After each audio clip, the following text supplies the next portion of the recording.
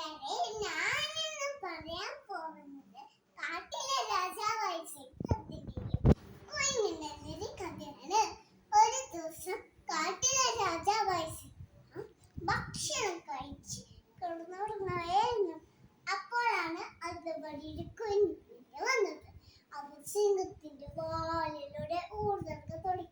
പെട്ടെന്ന് സിംഹം അവരെ കൊണ്ട് കൊടുക്കപ്പെടുന്നു.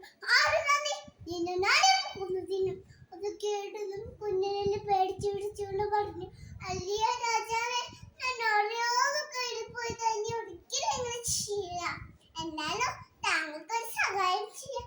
ഇത്തിരി പോന്നെ എന്നെ സഹായിക്കാൻ വന്നു. ഇപ്പോൾ പോയിക്കാണ്. അവൻ അങ്ങോട്ട് ഓടിച്ചു. കുറച്ച് ദിവസങ്ങൾ കഴിഞ്ഞ് കുഞ്ഞിനെ വന്നു നോക്കുമ്പോ അതാ കുഴിയിൽ പൊട്ടി കൊടുക്കാണ് സിംഹരാജൻ.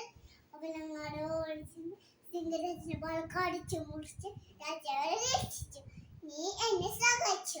ഇനി മുതൽ നമ്മൾ രണ്ടുപേരും നല്ല കൂട്ടുകാരായിരിക്കും. ആരെയും നിസ്സാരമായി കാണരുത്. കൂട്ടുകാരെ, എന്റെ